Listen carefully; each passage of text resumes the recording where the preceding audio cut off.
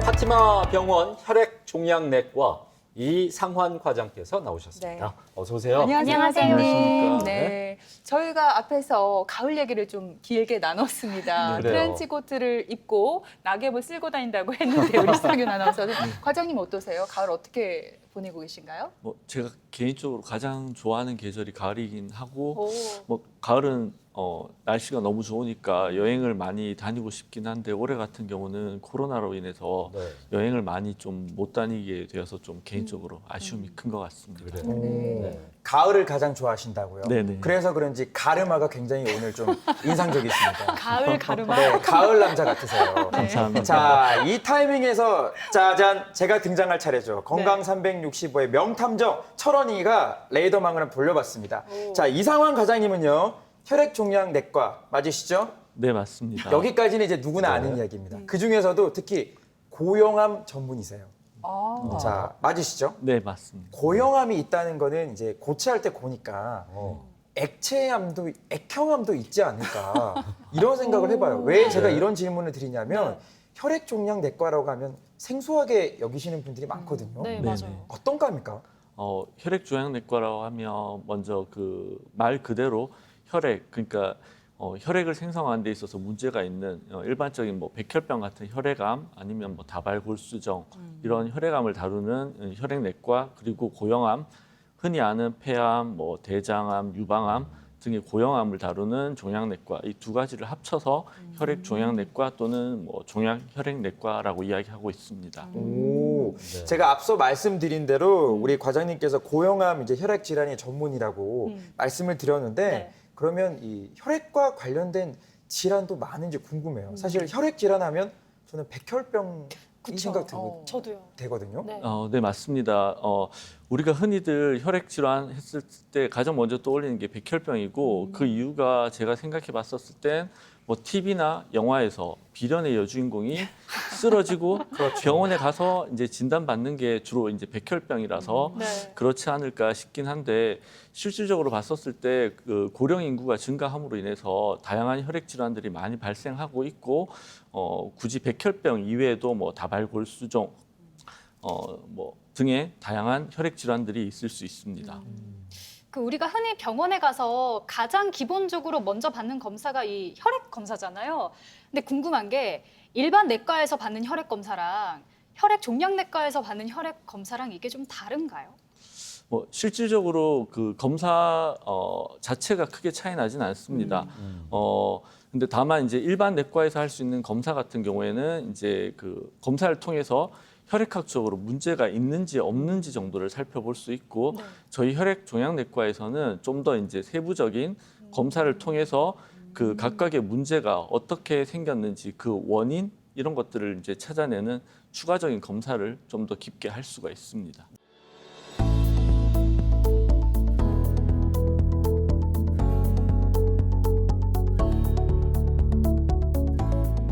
평소에 자주 어지럽습니까? 우리나라 10명 중 1명은 빈혈로 고생을 하고 있는데 너무 걱정하실 필요는 없는 것 같습니다. 간혹 앉았다 갑자기 일어났을 때, 격한 운동을 하고 났을 때 머리가 핑 도는 듯한 감각과 더불어 어지러운 경험이 자주 반복된다면 빈혈을 의심해야 합니다. 빈혈은 특히 남성보다는 여성에게서 쉽게 관찰되는데요. 빈혈은 각종 원인으로 인해 혈액 내 헤모글로빈 수치가 감소됨에 따라 인체에 충분한 혈액이 공급되지 못하여 나타나는 증상입니다. 심할 경우 의식 소실 및 뇌 손상, 기타 장기 손상 등의 문제가 발생할 수 있기 때문에 검사를 통해 빈혈 원인을 잡고 적절한 조치를 하는 것이 중요합니다. 지금껏 흔한 증상이라고 쉽게 생각했다면 지금부터 채널 고정! 빈혈이라고 하면 사실 이제 흔한 질환이라고 생각하기 쉬운데 주로 이제 여성분들이 빈혈을 많이 겪는 경우를 종종 봐왔는데 국내 빈혈 환자들이 얼마나 되나요?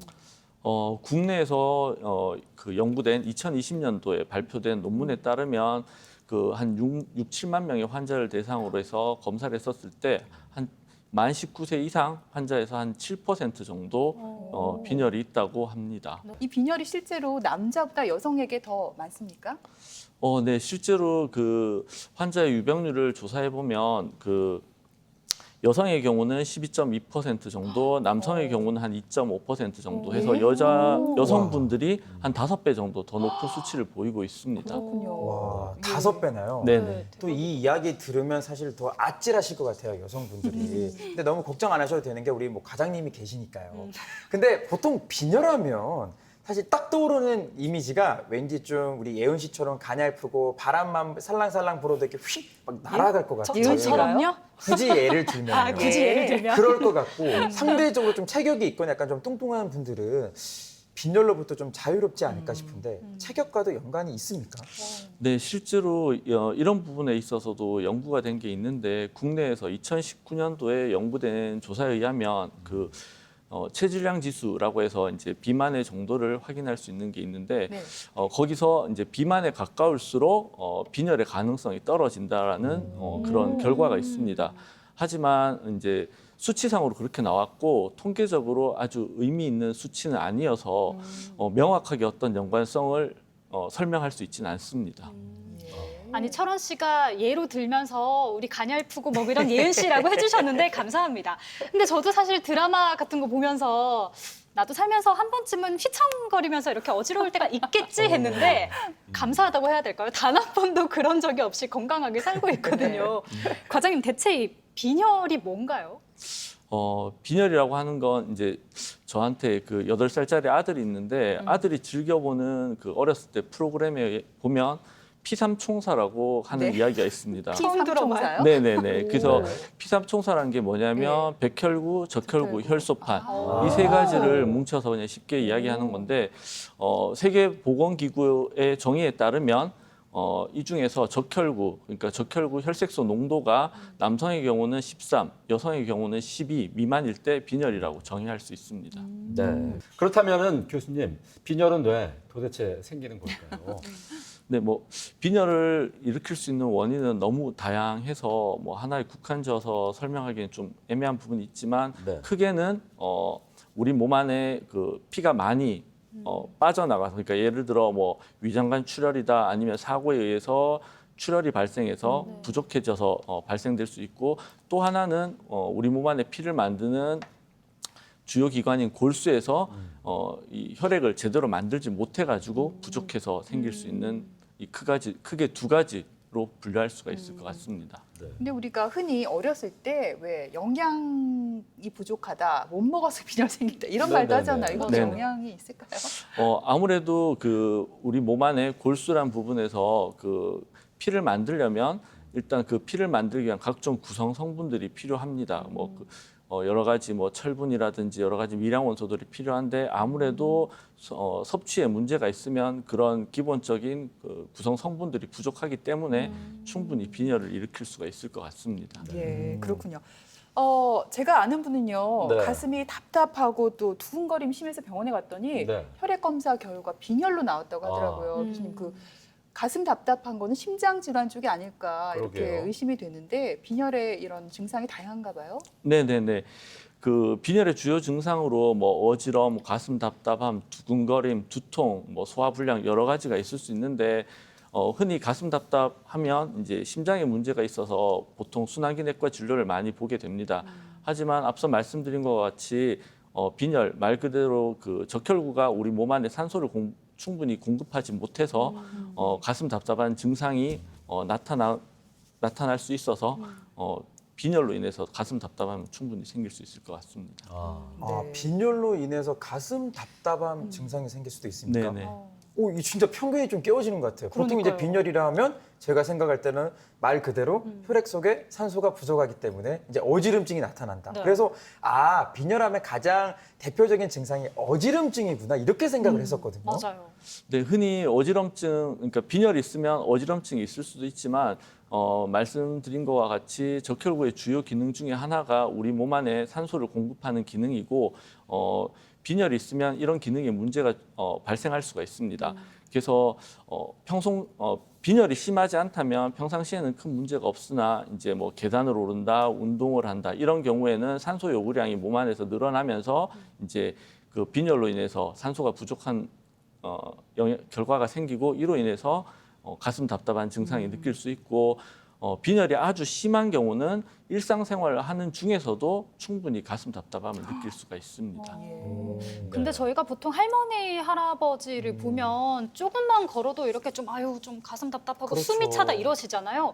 이것도 혹시 그럼 빈혈인가요? 그 뭐 할머니, 할아버지, 고령 인구 같은 경우는 이제 꼭 빈혈이 아니더라도 네. 심장, 호흡기, 계통의 다양한 문제들로 인해서 숨이 찬 증상이 있을 수는 있습니다. 굳이 이제 고령 인구를 이제 빈혈하고 연관지어서 설명을 하겠다면 그 마찬가지로 앞서 말씀드린 2020년도 연구에 따르면 그 만 10세 이상 인구의 빈혈 유병률이 한 7.3%, 근데 65세 이상 노인 인구에서 유병률은 한 14% 정도. 그러니까 한 2배 가량 노인에서 빈혈이 더 많다고 볼 수는 있습니다. 네.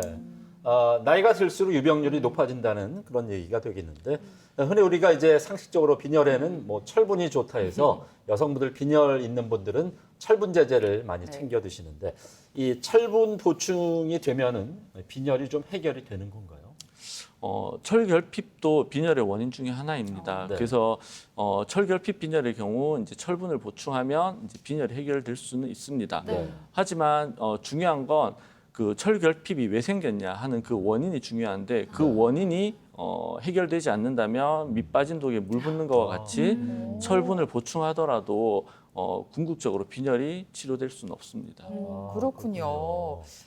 근데 철분제 얘기가 나와서 또 궁금한 네. 게 어떤 분은 철분제를 먹었더니 소화가 안 되고 또 변비가 생겼다고 하더라고요. 네. 보통 임산부들한테 철분제 먹을 때 이런 설명 하잖아요. 변비 올 수 있다. 네, 이게 맞습니다. 어떤 뭐 철분제 부작용인가요? 네, 맞습니다. 철분제 가장 흔한 부작용으로 변비, 소화불량, 뭐 구역 이런 증상들을 호소하시는 분들이 흔히들 있습니다. 네. 하지만 이제 이런 증상이 오시는 분들은 아주 심하게 증상이 오지만 일반적인 경우에는 이제 이런 증상이 나타나는 경우가 많지는 않아서 크게 걱정은 안 하셔도 될 것 같고 이렇게 경구용 철분제를 먹었을 때 이런 부작용이 생길 경우에는 뭐 액상, 그러니까 물약으로 된 철분제를 먹는다던가 주사제를 사용해서 이제 해결할 수가 있습니다. 과장님, 제가 명탐정이라고 제가 자칭 지금 별명을 붙여서 다니는데 딱 듣다 보니까 지금 요 녀석 빈혈에 대해서 제가 어느 정도 파악이 되거든요. 오. 분명히 다양한 증상만큼 종류도 하나가 아닙니다. 뭐 철분 결핍도 있지만 분명히 다른 빈혈도 있을 것 같거든요. 네, 맞습니다. 실제 빈혈이 있을 경우에 철결핍 빈혈이 전체 빈혈의 한 50% 정도를 차지하고 있어서 가장 많은 부분을 차지하지만 그 외 나머지 50%는 이제 만성 질환이나 아니면 그 말씀드린 것처럼 이제 적혈구를 만들 때 필요한 뭐 구성 성분들이 부족한 경우 아니면 이제 뭐 백혈병이나 다른 혈액 질환으로 인해서 피를 만드는 데 문제가 있어서 빈혈이 발생하는 경우 이런 것들이 충분히 빈혈의 원인이 될 수 있고 그 외에도 뭐 위장관 출혈 여성분들 같은 경우 가장 흔하게도 생리량이 아주 많은 경우에도 빈혈이 발생할 수는 있습니다. 근데 이제 주변에 보면요 여성분들이 폐경 이후에 또 빈혈이 생기는 경우가 꽤 있더라고요. 이거는 그러면 뭐 만성 실혈 이런 건가요? 폐경된 여성의 경우는 아무래도 그러니까 생리가 없으니까 그 외에 다른 실혈, 뭐 예를 들어서 뭐 위장관 출혈이나 아니면 뭐 흔히 말하는 암에 의한 실혈, 그러니까 이런 식의 어떤 만성 실혈이 차지하는 부분이 더 높기 때문에 폐경 전 여성에서 이제 만성 실혈의 원인이 더 높은 것뿐이지. 폐경 후 여성에서 만성 실혈이 폐경 전 여성보다 더 높은 것은 아니라고 생각됩니다. 네, 네. 그렇군요. 건강 365 오늘 빈혈에 대해서 함께 알아보고 있습니다. 네. 우리가 흔히 이제 철없는 사람을 빗대어서 좀 철 좀 들어라 제발 이런 얘기 하는데 엉뚱한 질문을 좀 드리자면은 그때 철과 철분의 철은 뭐 다른 거겠죠? 뭐 웃자고 하신 말씀이긴 하지만 뭐 실제로 많이 듣는 이제 뭐 흔하게 듣는 질문이고 뭐 그래요. 뭐 이제 저희 부모님께서 저보고 아직도 뭐 철이 없다, 철이 들어라 이렇게 이야기는 하지만 뭐 제가 철결핍 빈혈이 있지는 않습니다. 그런 걸로 봤었을 때는 큰 관련은 없는 것으로 생각됩니다. 그래요. 진짜 중요한 질문이에요. 왜냐하면 저는 철원이니까 너 정말 철이 있다. 이런 이야기들은 사실 굉장히 많이 들었거든요. 그렇겠네요. 한자로 물맑을 철이에요. 그래서 저는 사실 오. 철분할 때 철이 물맑을 철인 줄 알았어요. 예. 근데 철 좀 들어라 해서 이 철은 한자가 뭘까요? 아니 한자가 아니라 네. 제가 알기로 우리말이에요. 사리 분별력, 뭐 판단력이 그렇죠. 생기다, 네. 철들다 한 단어거든요. 여러분 공부 좀 합시다. 그래요. 네, 철원 씨 철분 좀 많이 드세요. 네네. 근데 철분이 인체에 그 미치는 영향 네. 어떤 것들이 있나요? 뭐 실제 철분은 비타민하고 같이 이제 인체에서 중요한 생리작용을 담당하는 미량 성분입니다. 네네. 주로 근육세포 형성, 그다음에 신진대사 보조, 신경 전달 물질의 활성화, 그리고 간 해독 과정에도 도움을 주고 있습니다. 하고 무엇보다도 이제 오늘 주제하고 이제 연관이 있는 이제 적혈구를 생성할 때 그 구성 성분, 주요 구성 성분으로 차지하고 있습니다. 그래서 우리가 그 철분이란 건 반드시 섭취해야 되고 실제로 그 우리 몸 안에 철분은 한 4% 정도 있고 그 4% 있는 철분의 한 60%가 혈액 속에 포함되어 있습니다. 오, 예. 철분이 참 중요한 성분이었습니다. 그렇습니다. 그리고 또 제가 듣기로 비타민이 모자라도 빈혈이 올 수 있다. 이런 얘기 들어서 제가 온갖 비타민을 다 먹고 있거든요. 이게 관계가 있나요? 네네. 실제로 그 비타민 B12라고 해서 비타민 B12 결핍 같은 경우에 이제 골수나 소화기 상피세포 DNA 합성 장애로 인한 뭐 세포의 거대화, 세포 분열 장애 현상을 나타내는 질환을 만들 수 있습니다.